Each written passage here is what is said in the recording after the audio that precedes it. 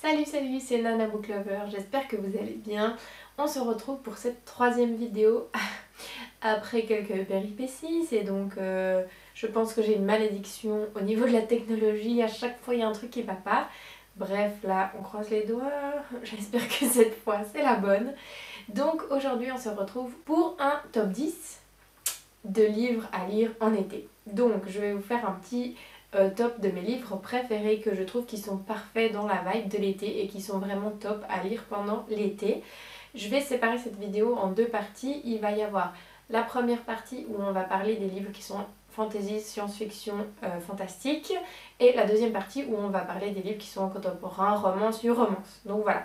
Du coup, au niveau de la barre de temps, vous pouvez voir, j'ai séparé aussi la vidéo. Donc s'il n'y a qu'une seule des deux catégories qui vous intéresse, n'hésitez pas à aller voir seulement celle-ci. Et puis dans la barre d'infos, j'ai mis tous les livres dont je parle dans la vidéo. Il n'y a pas d'ordre dans ce top 10, il n'y a pas de classement. C'est juste vraiment 10 livres que j'adore, qui sont vraiment parfaits à lire en été. On va commencer tout de suite avec les livres qui sont fantasy, science-fiction, fantastique. C'est parti!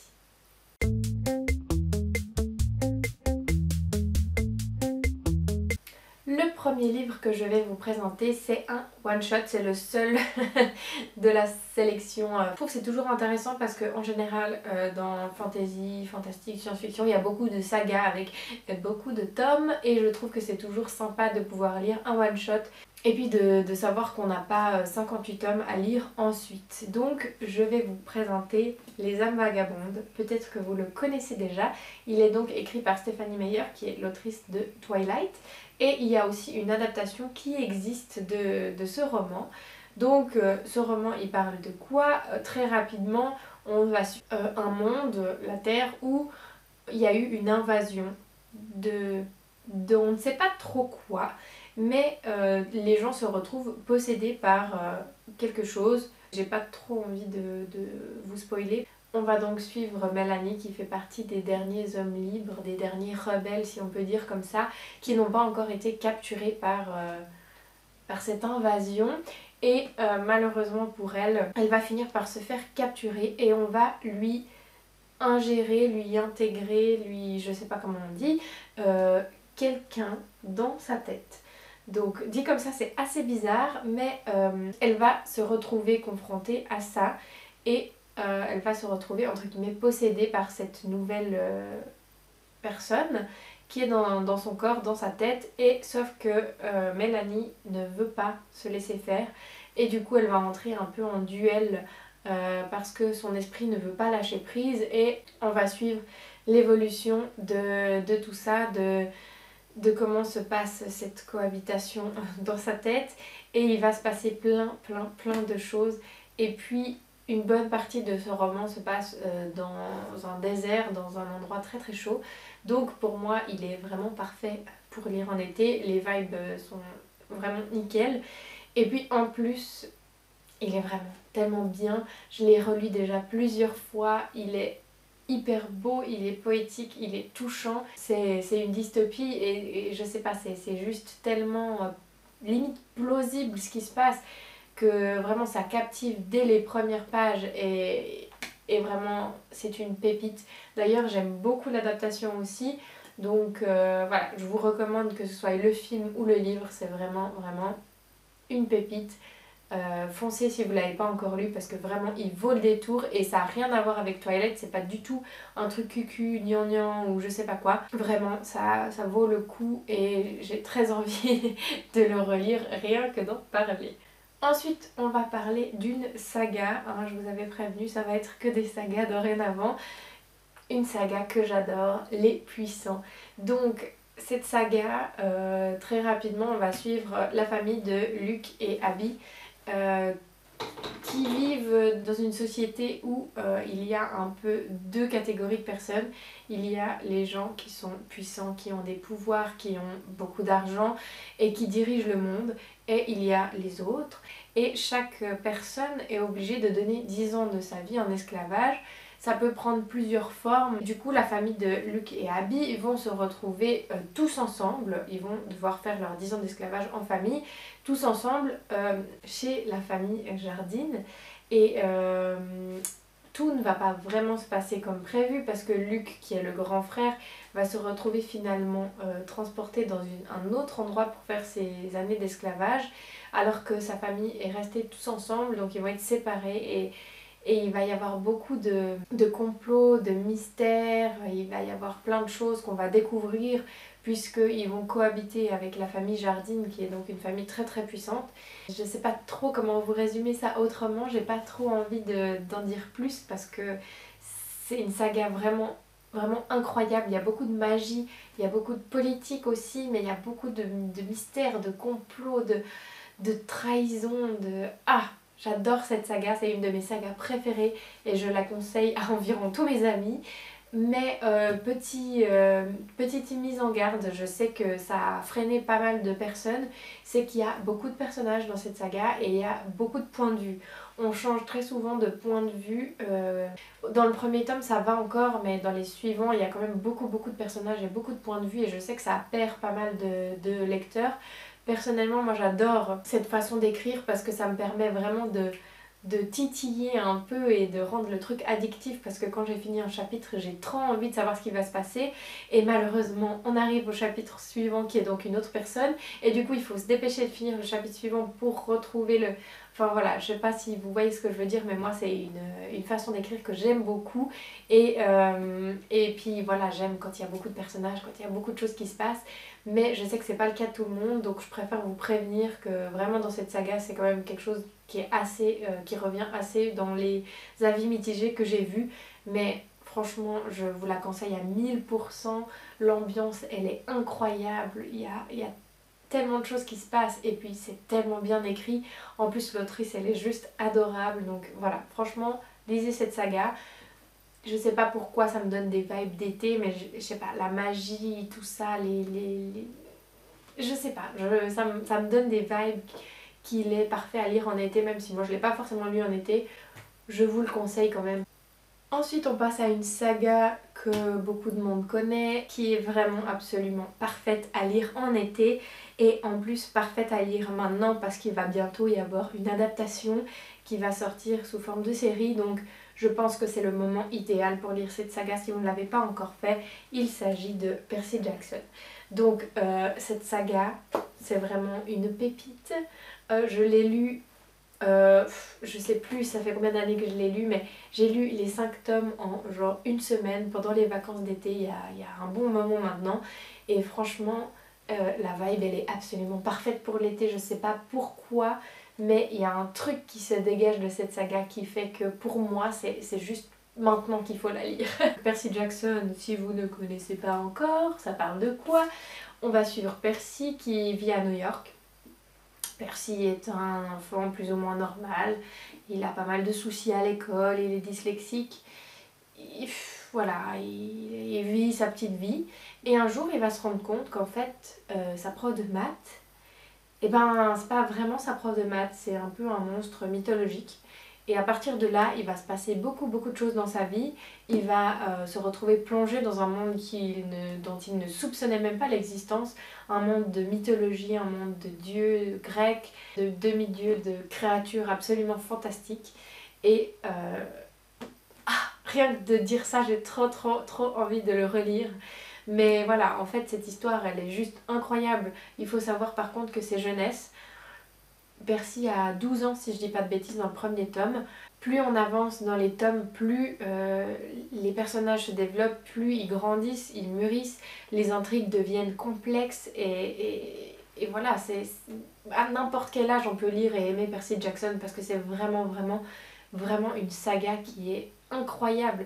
La plume de l'auteur elle est juste magnifique, il y a tellement de choses qui se passent, de rebondissements, de références à la mythologie. Moi qui adore la mythologie grecque, j'ai tellement aimé cette saga.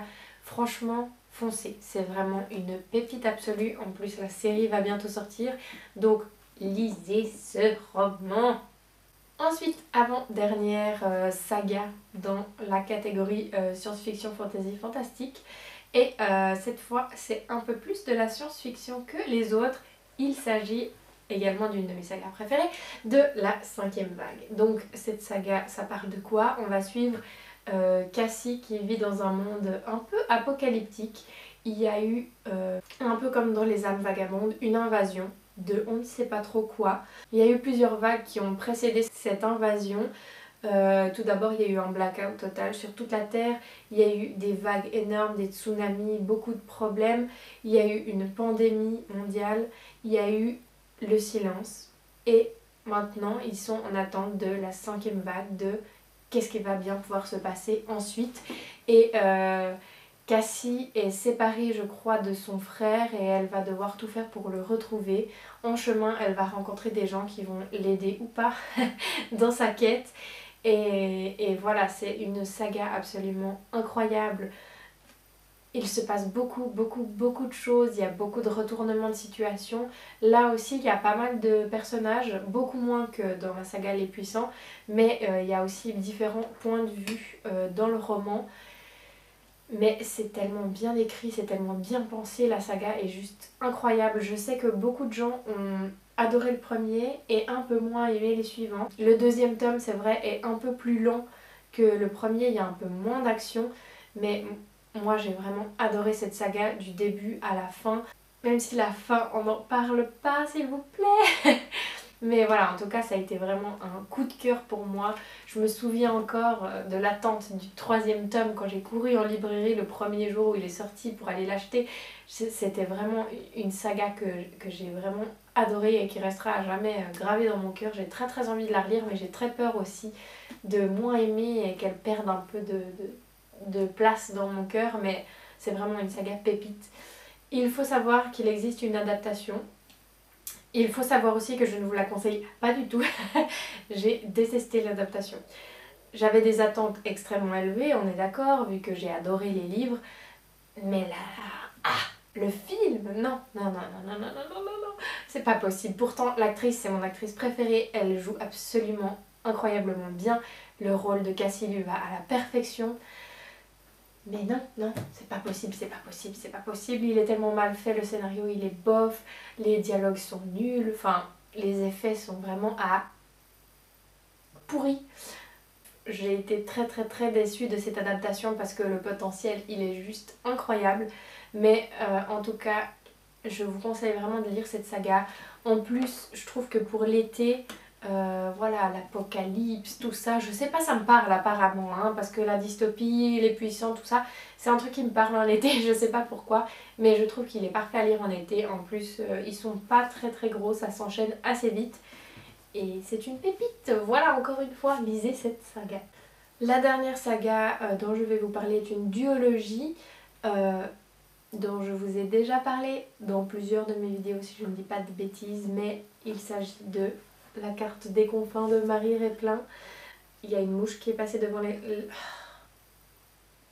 Il n'y a jamais rien qui va quand je tourne des vidéos. Dégage. J'ai envie de vous dire des pirates, la mer, l'océan, la magie, tout ça, oui, c'est parfait pour l'été. J'ai rien d'autre à dire. Je pense que c'est obvious que c'est une saga parfaite à lire en été. Donc ça parle de quoi très rapidement, puisque j'en ai déjà parlé plein de fois, mais dans La carte des confins, on va suivre Blake et Callie.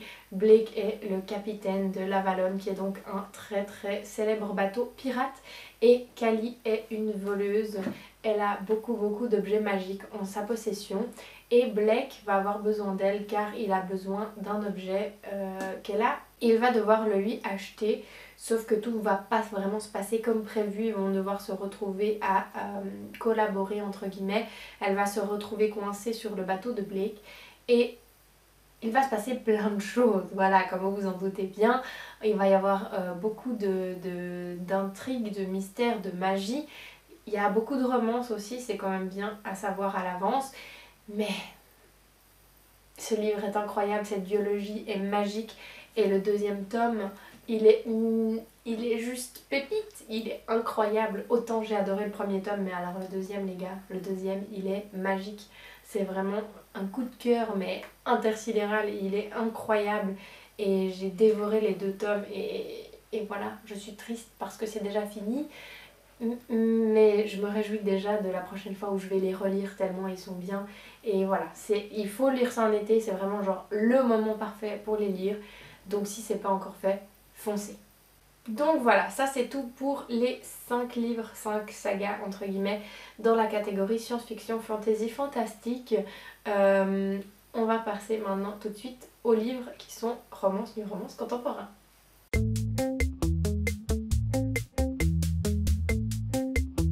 Donc on va commencer par les livres qui ne sont pas des sagas.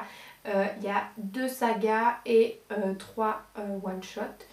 Le premier livre que je vais vous présenter, je vous en ai déjà parlé plusieurs fois.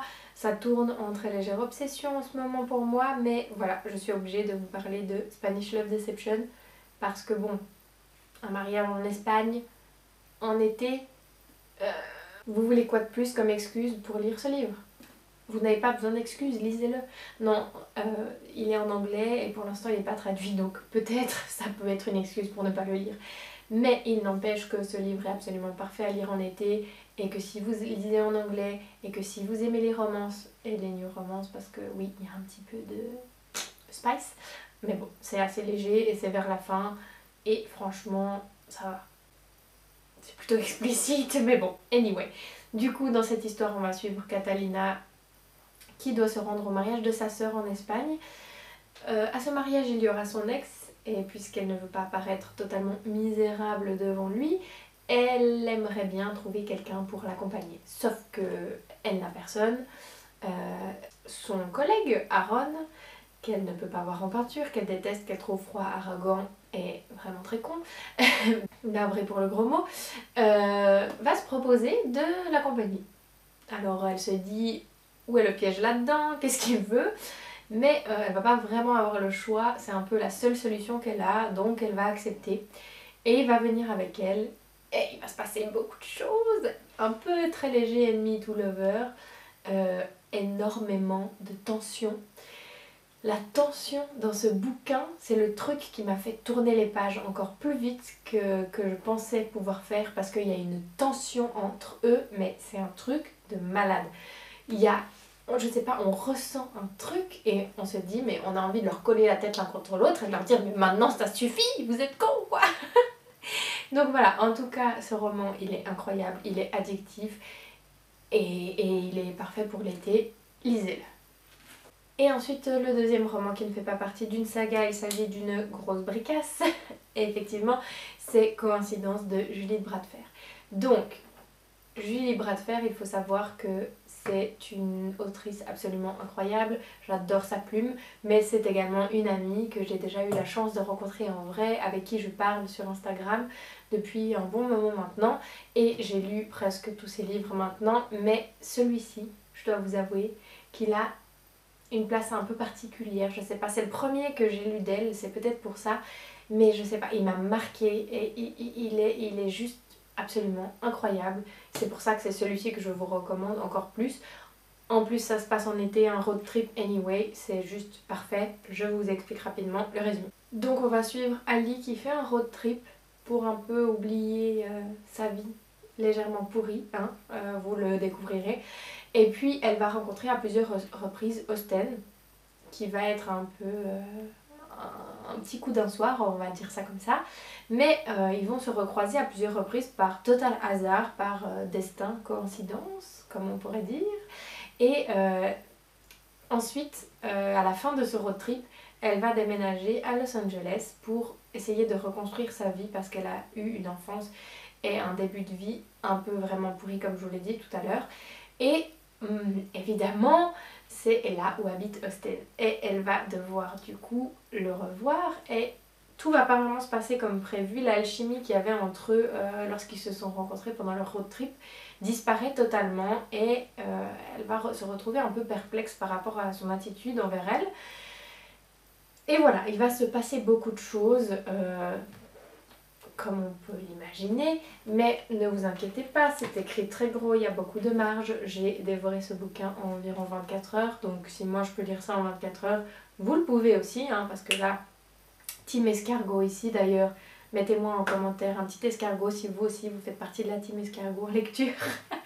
Mais voilà, en tout cas, ce roman, il est juste incroyable, il est poignant, il est émouvant. Il y a aussi une tension, une alchimie entre les personnages qui est assez incroyable.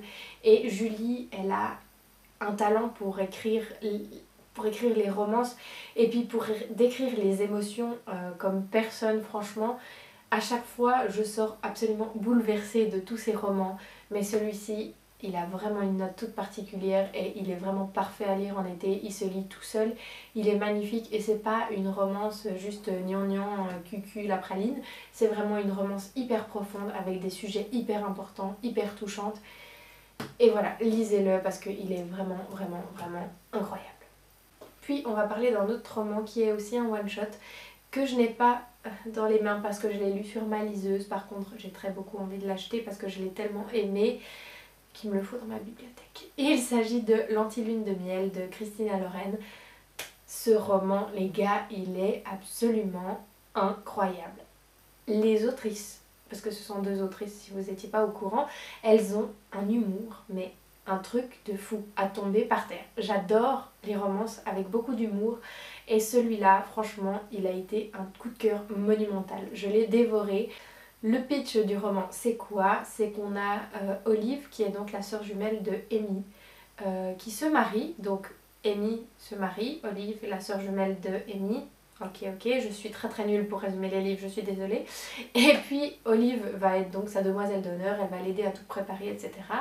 Amy est une fille qui a une chance absolument extraordinaire, elle gagne tous les concours, elle a tout le temps de la chance, tandis que Olive est une vraie catastrophe, elle est maladroite, elle n'a absolument pas de chance. Et du coup, pendant ce mariage, les choses ne vont pas tout à fait se passer comme prévu.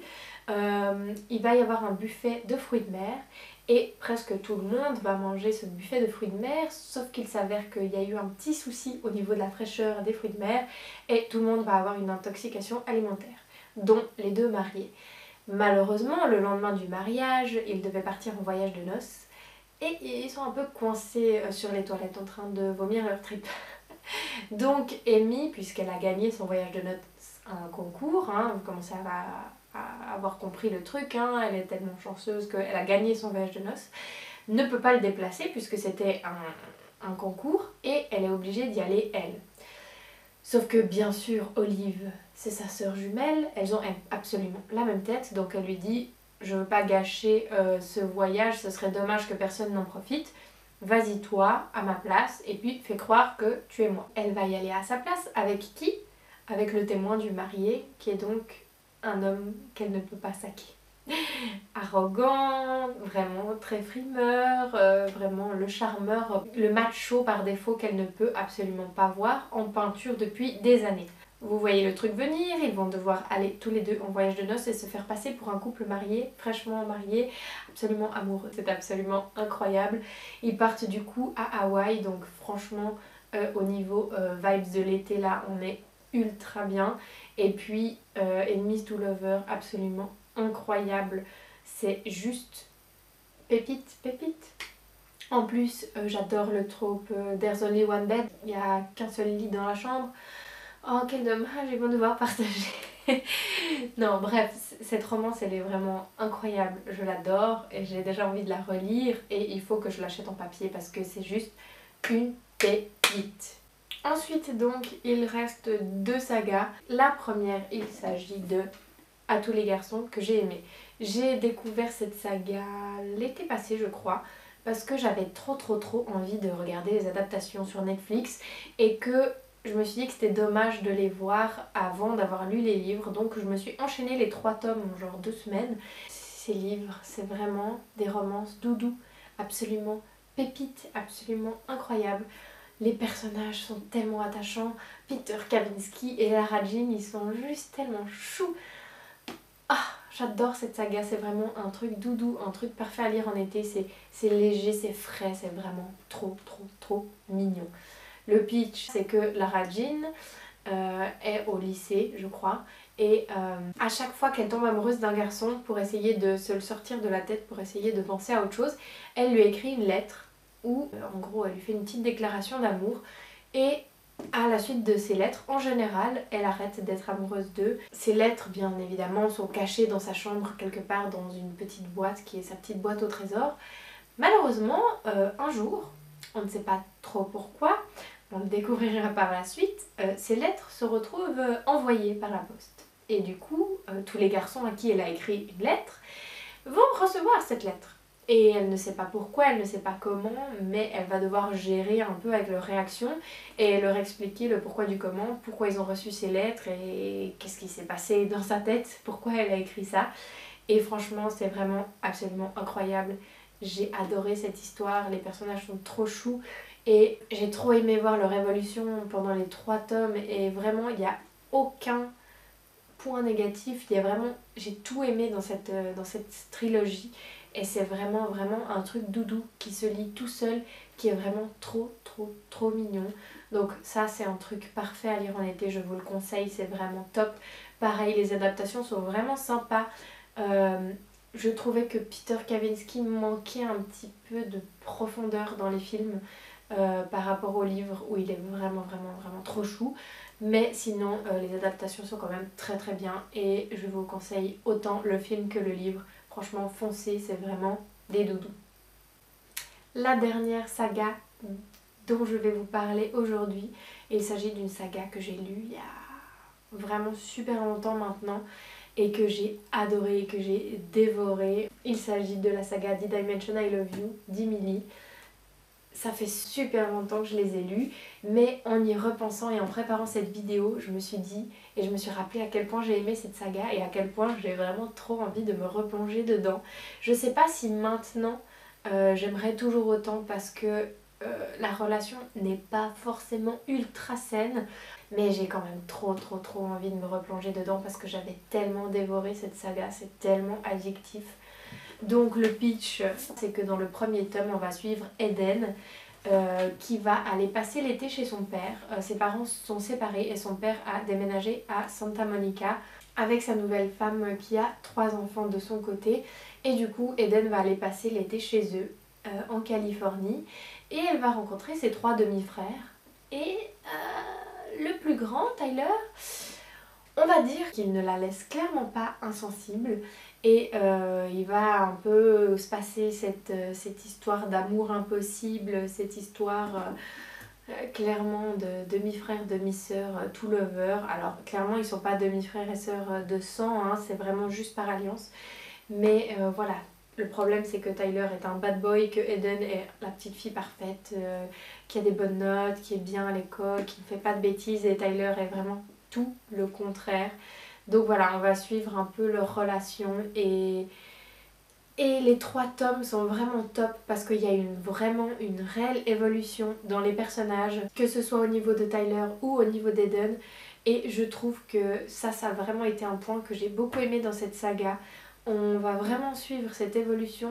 Donc voilà, ça se passe à Santa Monica en Californie, ça se passe pendant l'été, je crois que c'est juste parfait à lire pendant l'été et vraiment c'est une romance vraiment assez mimi quand même malgré l'aspect bad boy et voilà, il faut avouer que les bad boys, on aime ça donc voilà, franchement si vous n'avez pas encore découvert cette saga, je vous la conseille parce qu'elle est vraiment top, elle est vraiment chouette à lire en été.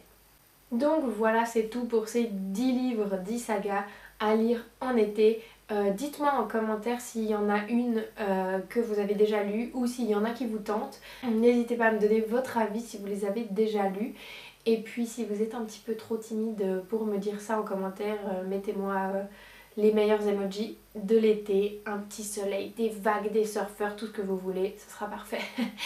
En attendant, n'hésitez pas à mettre un petit pouce bleu si vous avez aimé cette vidéo, à vous abonner si vous ne voulez pas rater les suivantes. Je vous fais des gros bisous et je vous retrouve dans la prochaine vidéo. Salut!